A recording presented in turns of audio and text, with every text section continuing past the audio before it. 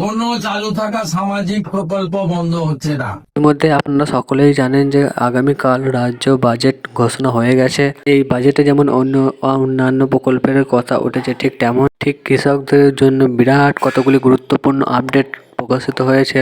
হ্যাঁ বন্ধুরা, আপনারা যারা কৃষক বন্ধু টাকা পেতেন তাদের জন্য একটা আপডেট আছে যে কবে নাগাদ আপনারা টাকা পাবেন। এছাড়াও বাজেটে কি কৃষক বন্ধু টাকা বেড়েছে এবং মূলত কোন কোন জেলায় আগে টাকা দেওয়া হবে এবং টাকা পূর্ববর্তী কাজ কোন কোন বিষয়ে আপনাদেরকে নিখুঁতভাবে করতে হবে, সবকিছু আজকের এই বিস্তারিত ভিডিওর মধ্যে জানিয়ে দিচ্ছি। এবারে কিন্তু ঘোষণা করে দেওয়া আছে সবাই কিন্তু এবারে টাকা পাচ্ছেন না। ডকুমেন্টস ভেরিফিকেশনের ফলে অনেকেই এই সুবিধা থেকে বাদ পড়বেন। মূলত এই প্রকল্পের স্বচ্ছতা আনার জন্যই এই দাবি।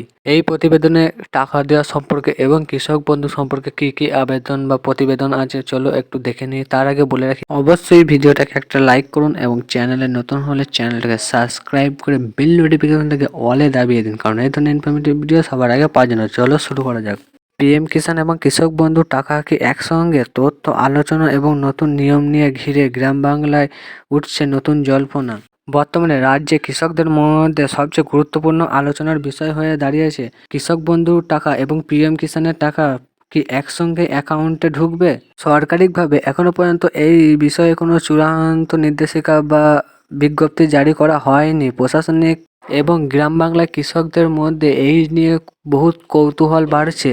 সরকারি অনুদান ব্যবস্থাকে আরও স্বচ্ছ এবং নির্ভুল করতে প্রশাসনিক স্তরে এই ধরনের কিছু পদক্ষেপ নিয়ে ভাবনা চিন্তা করা হচ্ছে। গত কয়েক বছর ধরে বাংলায় কৃষকদের আর্থিক সুরক্ষার জন্য এই দুটি প্রকল্প গুরুত্বপূর্ণ ভূমিকা পালন করেছে। একদিকে পিএম কিষাণ প্রকল্পের আন্ডারে কৃষকরা বছরে 6,000 টাকা করে অনুদান পেতেন এবং অন্যদিকে রাজ্য সরকারের কৃষক বন্ধু প্রকল্পের আন্ডারে কৃষকরা বছরে 10,000 টাকার পর্যন্ত আর্থিক সহায়তা পেতেন।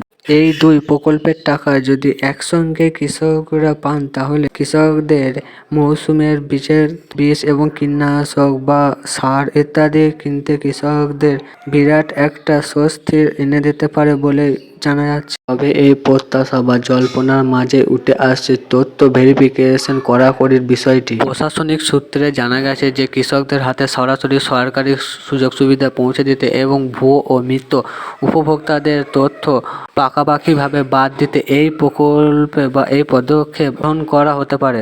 এই অনুদান পাওয়ার জন্য কৃষকদের কয়েক কোটি গুরুত্বপূর্ণ নথির দিকে নজর রাখতে হতে পারে। শুধুমাত্র তালিকায় নাম থাকলেই চলবে না, বিশেষ করে ব্যাংক অ্যাকাউন্টের সঙ্গে আধার লিঙ্ক এবং ইকেওয়াইসি সম্পূর্ণ থাকতে হবে এবং ডিবিটি সক্রিয় থাকার বাধ্যতামূলক করে দাঁড়িয়েছে।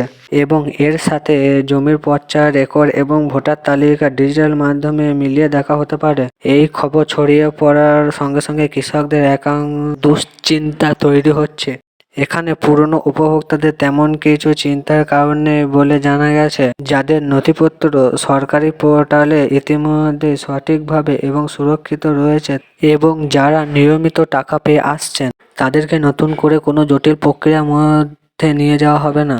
পুরনো তথ্যের ভিত্তিতে তাদেরকে টাকা দেওয়া হবে এবং যেসব ব্যক্তিরা নতুন করে এই প্রকল্পের আবেদন করবেন তাদের ক্ষেত্রে এই নিয়মগুলি লাগু হতে পারে। কৃষি বিশ্লেষজ্ঞদের মতে কেন্দ্র এবং রাজ্য এই দুই মেগা কৃষি কল্যাণ প্রকল্পের মধ্যে যদি আগামীকালে আরও সমন্বয় গড়ে ওঠে তবে তাহলে কৃষকদের দীর্ঘমেয়াদী অর্থ সুরক্ষায় এক ধাক্কায় অনেকটাই মজুত করবে। প্রকল্পের টাকা একসঙ্গে ব্যাংকে ঢুকবে কিনা এবং আগামী কিস্তির আগে কোনো নতুন কড়া নিয়ম কার্যকর হবে কিনা তার সব উত্তর নির্ভর করছে আসন্ন সরকারের ঘোষণার উপর। তাই চাষের কাজ সামলানোর পাশাপাশি গোটা কৃষক সমাজের নজর এখন অধীর আগ্রহ প্রশাসনিক পরবর্তী চূড়ান্ত নির্দেশের দিকেই তাকিয়ে রয়েছে। আজকের জন্য এতটাই, দেখা হচ্ছে নেক্সট ভিডিওতে।